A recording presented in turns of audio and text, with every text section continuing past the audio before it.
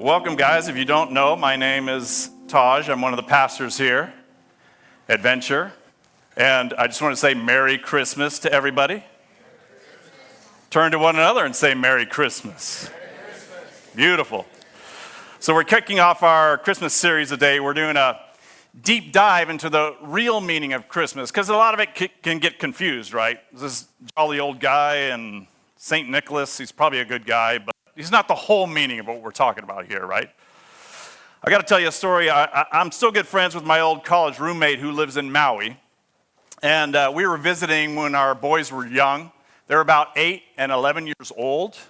And we decided to go to Maui. And he says, oh, when you guys come, I've got free passes to this exclusive resort.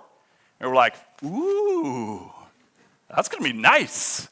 And so we couldn't wait to get there. So we get there, and we're checking it out, and we land, and we're like, hey, we're so excited. Where are those free passes? And he goes, oh, hang on one second. I'll be right back.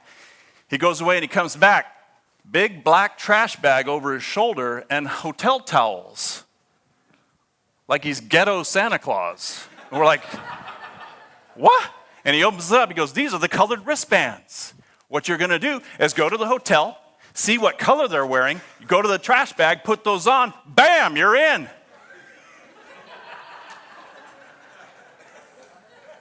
And we're like, what? He's like, no, trust me. Promise. All the people who stay with me do this, and they love it. And we're like, okay. So we drive in our car, we're going over there. I park out of the view, sneak down, see what color they're wearing. It's Purple Day. I know we've got purple wristbands in our trash bag. So I go back, get the family. It's Purple Day. We grab our purple wristbands, we got our towels, stroll in like we own the place. Start sliding, playing in the pools, ordering burgers, all that stuff, $50 burgers when you're in Maui. Like, what? And we're just jamming around. We're having a great old time. And then Christy and I are sitting there, and the boys are sliding. And all of a sudden, our boys come up with 2 lifeguards. And they're like, hey, where'd you get those wristbands? Those are so old school. We don't use those anymore. And we're like, our friend gave them to us?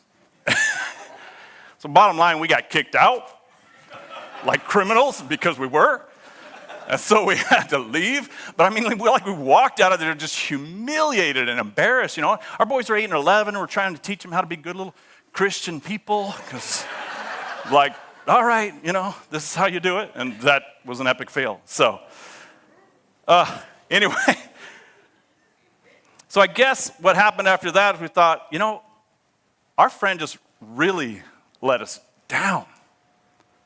I mean, our trust in him was busted. Somebody say, trust busted. Trust busted. Yes, it was. And sometimes the people in our life can let us down. And we begin not to trust people. Maybe you've had a boss who promised you a promotion year after year or a raise, and he never comes through. Maybe you've had a spouse or a friend who tells you, I'm going to change, but they never do. And maybe you've had a boyfriend or a girlfriend promise you forever and then break up with you just like that. That stuff happens, guys.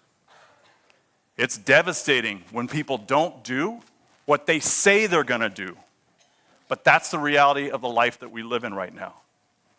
And it seems like the more we're let down by people, the more we kind of build this fortress around our heart to keep people out so we won't be let down again. And we might not say it out loud, but deep down inside, we kind of start to think that God is like that too. Like he might not do what he says he's going to do. And silently, we really begin to question his promises. And we're really not sure that we can trust him anymore. So our trust in God can also be busted. So this morning, we're going to try and answer the question, can God be trusted? Can he be trusted? Like, does the Christmas story teach us anything about how we could trust God? Is he a God who says what he's going to do and then does what he's going to do, said he's going to do? Or is he just flaky like everybody else? The high-level story of Christmas is there's this baby and a manger and 3 wise men and some donkeys and like a little drummer boy walking around. It's kind of the general story. We all kind of get that vibe. But this morning we want to take a deeper dive and really see what else is going on in here. So the gospel story of Luke starts in chapter 1. It starts first with the birth of John the Baptist. And then it's Jesus, the birth of Jesus. In Luke, he kind of interweaves these 2 stories because if we're going to understand the birth of Jesus, first we have to understand the birth of John the Baptist. And this builds our trust in God. Luke is one of the 4 gospels in the New Testament. It starts out Matthew, Mark, Luke, and John. And they kind of tell the same story, but from different angles about Jesus' life, death, and resurrection. And everything prior to those Gospels is what we call the Old Testament.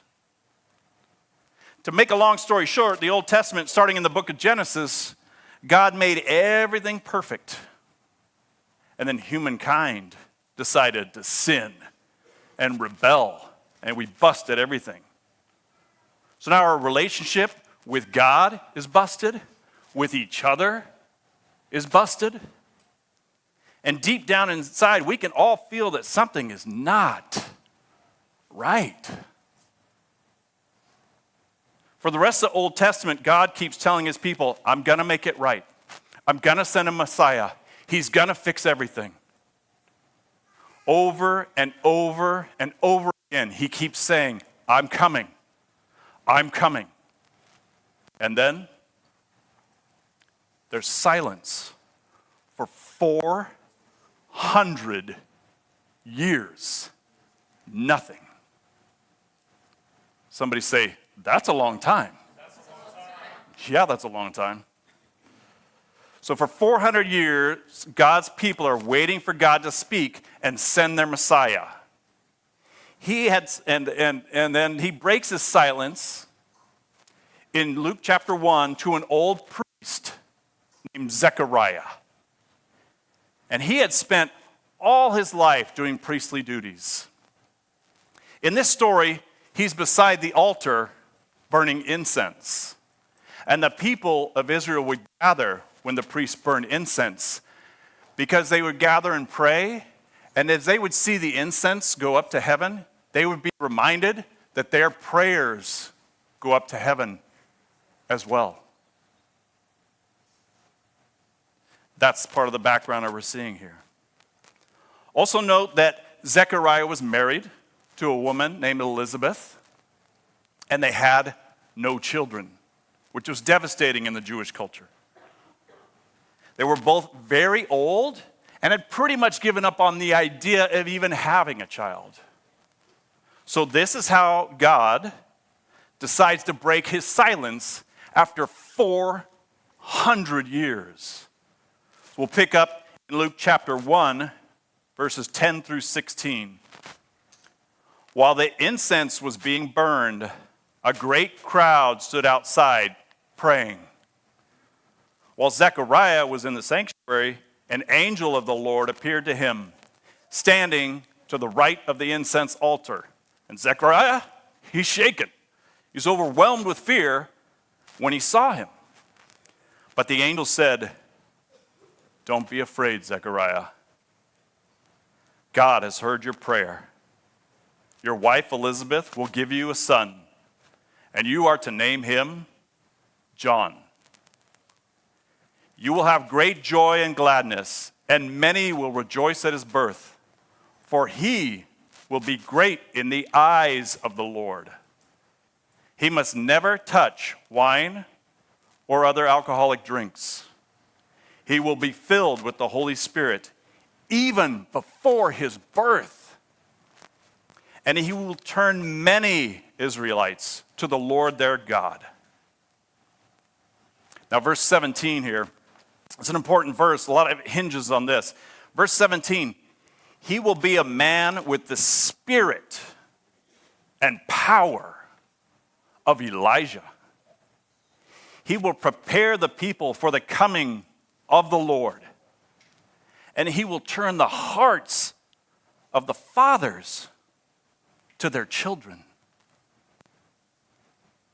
And he will cause those who are rebellious to accept the wisdom of the godly.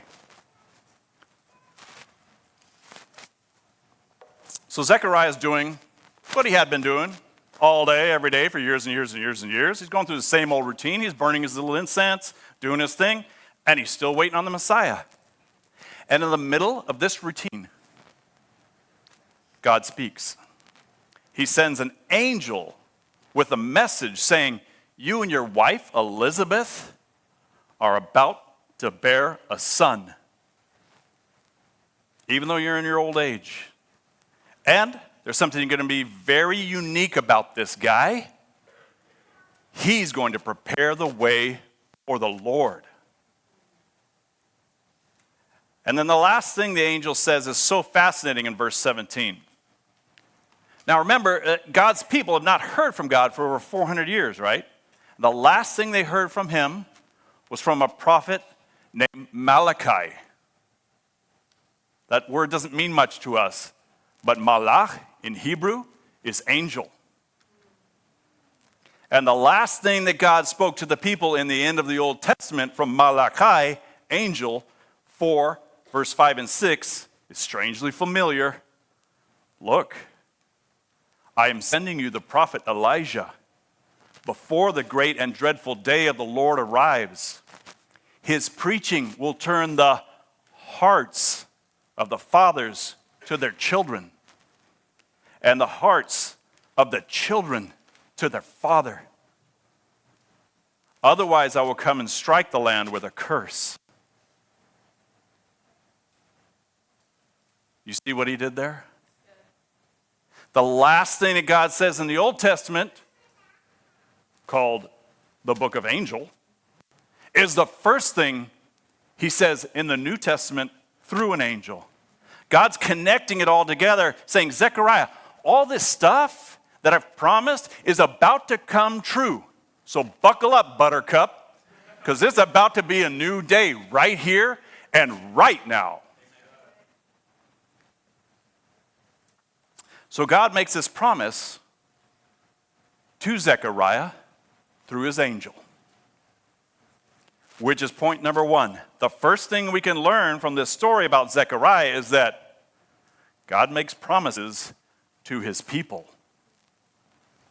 Now, if you've been in church, you've probably heard that before. You've heard pastors tell you, hey, God makes promises to his people. And that's supposed to be like uplifting and really feel good. You're like, all right, all right, all right. But a lot of us kind of thinking this morning, well, does God really make promises to me? Me? It's a good question. Listen to some of God's best promises. John 8:12. Jesus spoke to the people once more and said, I am the light of the world. If you follow me, you won't have to walk in the darkness. Another translation says, stumble in the darkness, because you will have the light that leads to life. John 16:33. I have told you all this so you may have peace in me.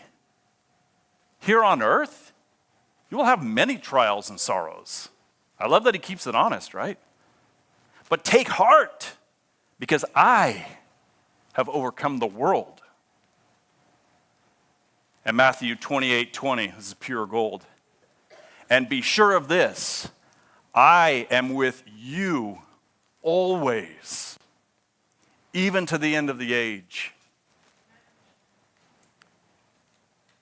And you might be wondering, is Jesus with me right now? Let me tell you that once you decide to follow Jesus, immediately his Spirit comes into you, which is his constant presence. And let me tell you that Jesus' constant presence in your life is better than any Christmas present. Imagine getting a great Christmas present, opening it, and just chucking it on the ground, whatever present. What good is that gift? I mean, forget it.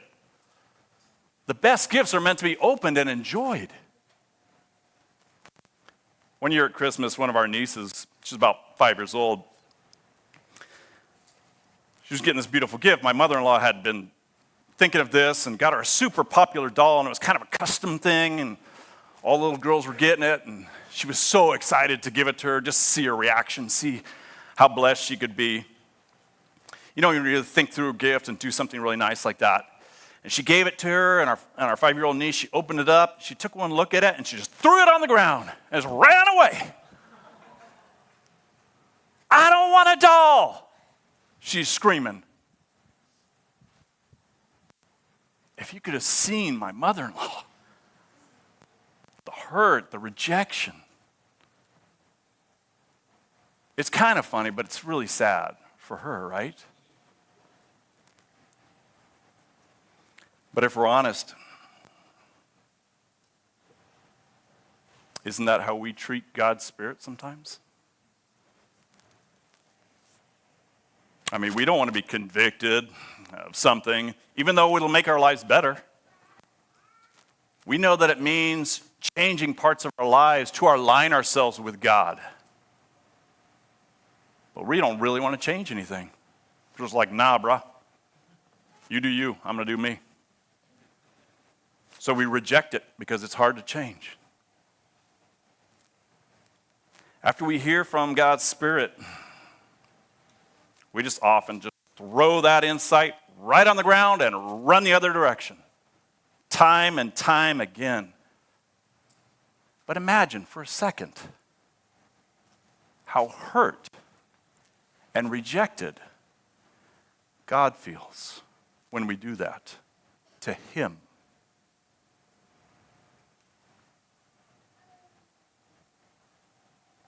Somebody say, I'm sorry, God. So the first thing we can learn in the story with Zechariah is that God makes promises to his people. But if we're honest, it's hard to trust God with things in the future, if we don't like how things are going right now. I know that not all of us feel that way right now, but sometimes at Christmas, some of us can start to feel that way. Because Christmas can be a painful reminder that our life's not perfect. It's not like a social media post. We live in reality. And a lot of times, you could feel like God has forgotten you. While everyone else has the perfect family to celebrate, your parents are divorced or barely together.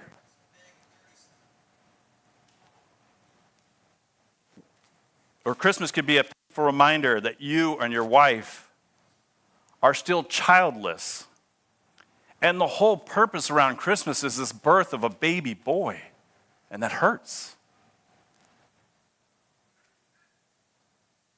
Or some of you have been wanting so badly to be married, and all your friends are either married or getting married.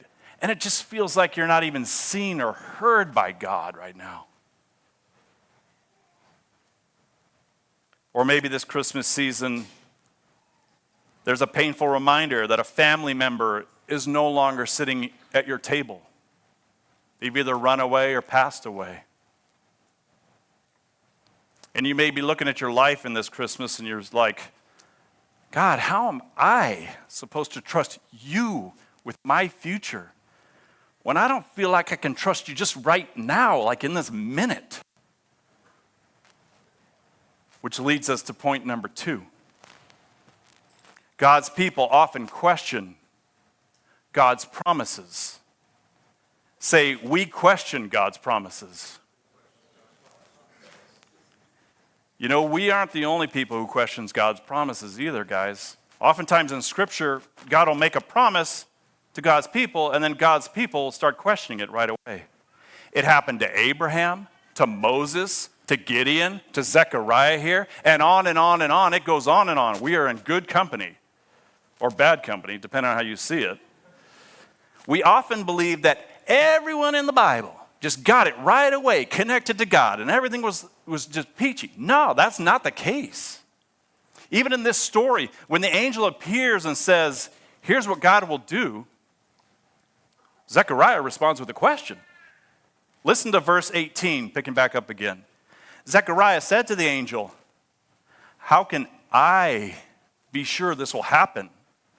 I'm an old man now, and my wife is also well along in years. Doesn't he just sound tired? Like he's been beaten down, man. He spent his whole life waiting for the Messiah, and he's still under the oppression of Rome. He and his wife have spent their whole life, married life together, waiting for a child, and they're still childless. He's used to being let down. And now he can't even trust a direct message from God anymore. But I don't think God is thrown off by our questions, guys. We don't need to hide those things from God at all. That's not the point of this.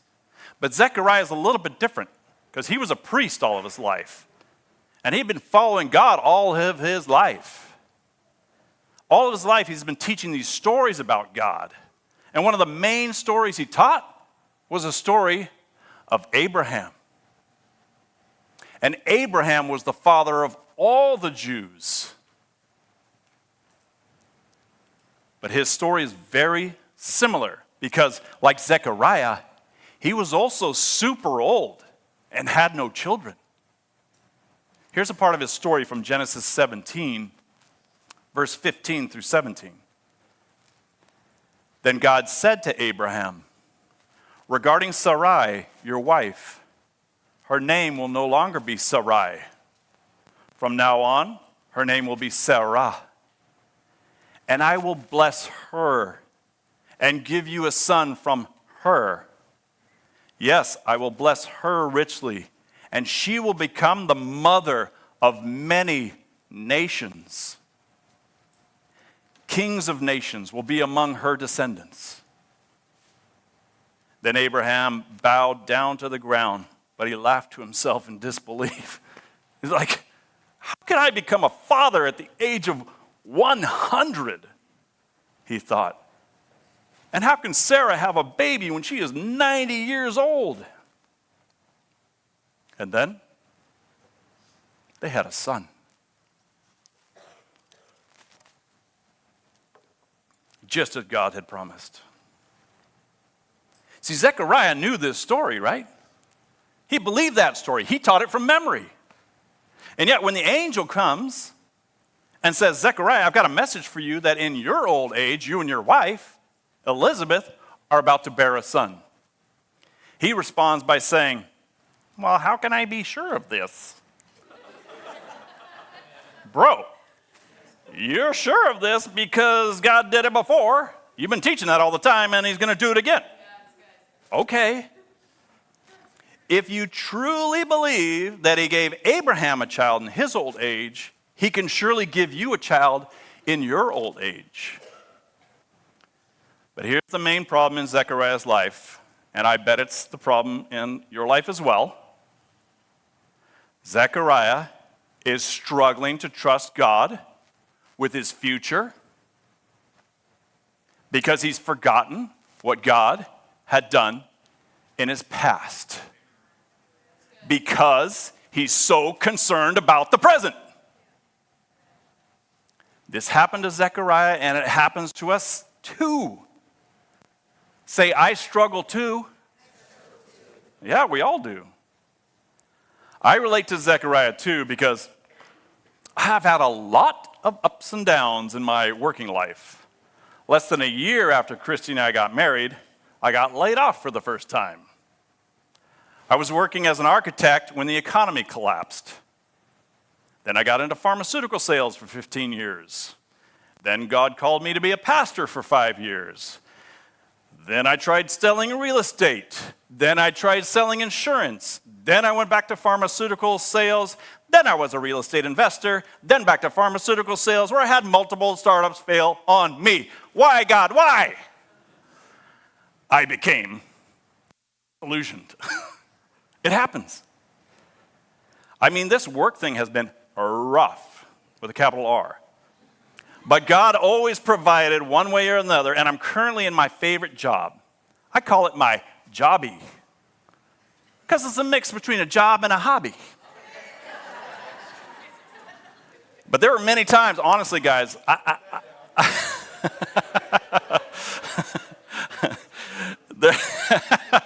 there were so many times when I was struggling to trust God with my future because I had forgotten what God had done in the past because I was so concerned about the present. Bank account.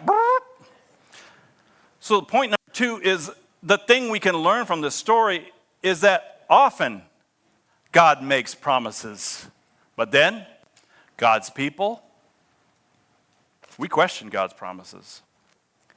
Check out how the angel Gabriel responds to Zechariah's question. How can I be sure of this, God? So picking up in verse 19, the angel says to him, I am Gabriel. I stand in the presence of God, and I've been sent to speak to you and to tell you this good news. And now you will be silent and not be able to speak until this day happens, because you did not believe my words, which will come true at their appointed time. So Zechariah questions the angel, and the angel just gives this baller response. Gabriel responds, listen up, Z. My name is Gabriel. I stand in the presence of God, the God you say you believe in, the God you've been telling everybody else to trust. I have come from him with a message. You will have a child. You can be sure because the one who sent me is sure. Like, do my wings not help? You need me to flap them a little bit more? Does me not appearing out of nowhere to this altar not make you believe any better? You're like, man. And this leads us to the third and final point, which is God keeps his promises. Say, God keeps his promises. So Zechariah and Elizabeth go on to have their baby, John the Baptist. He was the one who paved the way for Jesus. He told people that Jesus was on his way, and he baptized Jesus. So here's why Luke starts the story here and connects these two stories together, because their birth stories are so similar. The point of these stories is God saying, trust me. I'm going to do what I promised. John the Baptist's birth fulfills the prophecy of Malachi 4, when God said he was sending a prophet to go ahead and tell of the Messiah. But Jesus' birth fulfills 300 prophecies. In the Old Testament, he was born of a virgin, born in Bethlehem, born in the line of David. It just keeps on going and going and going. All these things were fulfilled, all these promises. Promises made, promises kept. The whole point of Christmas is God telling us, I'm going to do what I said I will do. Christmas means God can be trusted. Say, I trust you, God. That's right, Venture. And Zechariah doubting God's promise didn't stop God from fulfilling his promise. And it doesn't stop God from fulfilling his promises to us either. If you're thinking, I sure don't feel like God is with me, doesn't mean he isn't. Trust that he is. I heard a speaker once say, man, this is Christianity, not filianity. So in summary, point number 1, God makes promises to his people. Point number 2, God's people often question God's promises. But point number 3, God fulfills his promises to his people. And Zechariah's story is a lot like our story because he was waiting on God. The people of God had been waiting for thousands of years for him to come. The pages of the Old Testament are like filled with it. He's coming, he's coming, he's coming. And then he came unexpectedly 2,000 years ago as a baby in a manger. Jesus lived, died, was resurrected, and then he ascended into heaven. But before he left, he promised, I'm coming back. Somebody say, he's coming back. Now we're waiting like Zechariah for Jesus to come back, but trust that he will come back. When Jesus comes back, either today, tomorrow, 2,000 years from now, I don't know. But he will end evil and death for good. And he'll make everything right. Listen to this promise out of Revelation 21, verse 1 through 7. Then I saw a new heaven and a new earth, for the old heaven and old earth had disappeared, and the sea was also gone. And I saw the holy city, the new Jerusalem, coming down from God out of heaven, like a bride beautifully dressed for her husband. I heard a loud shout from the throne saying, "Look, God's home is now among his people. He will live with them, and they will be his people. God himself will be with them. He will wipe away every tear from their eyes. And there will be no more death, or sorrow, or crying, or pain. All these things are gone forever." And the one sitting on the throne said, "Look, I am making everything new." And then he said to me, "Write this down, for what I tell you is trustworthy and true." And he also said, "It is finished. I am the Alpha and the Omega, the beginning and the end. To all who are thirsty, I will give freely from the springs of the water of life. All who are victorious will inherit all these blessings, and I will be their God, and they will be my children."